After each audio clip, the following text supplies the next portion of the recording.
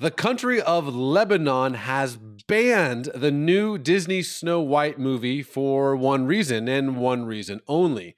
One of the two leading roles in the film is an Israeli superstar, Gal Gadot. Well, musician Carine Bassili, who was born and raised in Lebanon, joins us now. Carine, what was your initial reaction to this?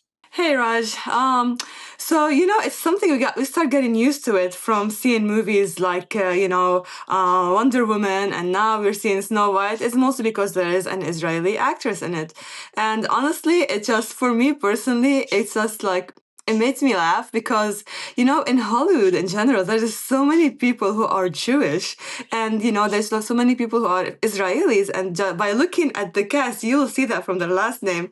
So me seeing that and seeing like some movies who are not banned and have a lot of cast who are Jewish, who are Israeli, they are still shown in Lebanon, but just because she's very famous, they banned the whole movie. So it's like it's pretty funny for me. Just and then people gonna go watch it on Disney Plus. Everyone can Mm. watch it there. So, what's the reaction amongst the Lebanese people? Like, are they surprised by this? Are they shocked by this? Or I don't know. You tell me. Are most Lebanese folks kind of supporting this idea of banning Israeli actors coming to Lebanese cinemas? Well, I asked few peoples about it.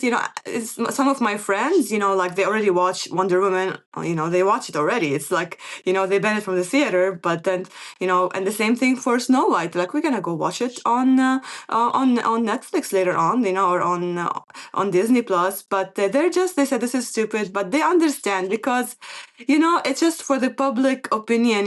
The government's trying to show that we are very strict about anything to do with Israel.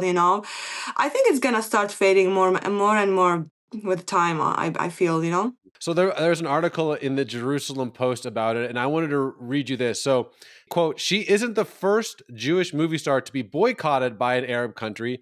Egypt banned Elizabeth Taylor, a convert to Judaism, for shooting scenes for Cleopatra there in the early 1960s because she had contributed to charities in Israel, and also banned her movies. The films of another convert, Marilyn Monroe, were also banned in Egypt. So I guess the question is, Karine, you have a more nuanced view of the Jewish state nowadays.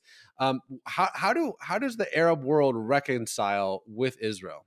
How they should reconcile with Israel, like how with everything that Israel's been like under all these like attacks from the media, from all the things that they've been going through, from the image that they show Israel as this like very demonic government.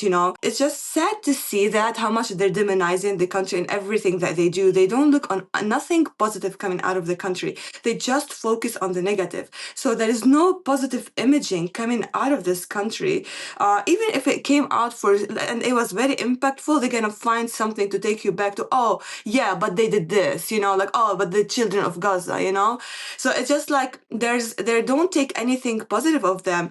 So it's just, I feel like, we're just gonna have to start helping more and more, putting that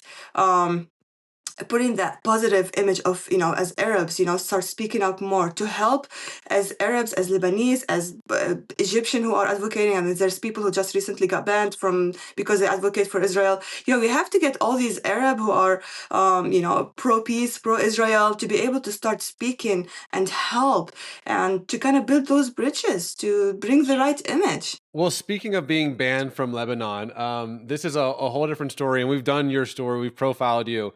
But now Gal Gadot's movies are banned from Lebanon, and you are banned from your home country of Lebanon for having, again, a nuanced view of the state of Israel. So I guess if someone's watching this and they're not in agreement with this, but they want to say or do something, what would your encouragement be? As a Christian, there's a scripture from Isaiah 62 said, "For Zion's sake, I won't be silent." We have to speak up. We cannot sit and be quiet. Yes, we want to be the voice for the weak, and we have to. And I'm not saying Israel is weak, but we, like, when it comes to this to the public, opinion, it's just it's been weak. They are in a weak position, and that's why we have to speak up and stand for them, and help them, because in the end, Israel is not just the government, the military. Israel is the people.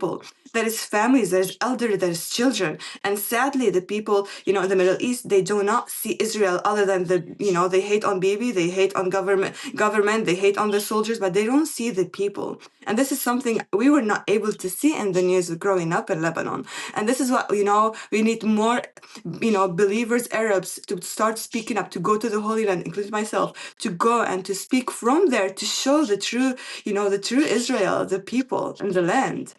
Well, Carine, my friend, thank you so much for coming on. Thank you.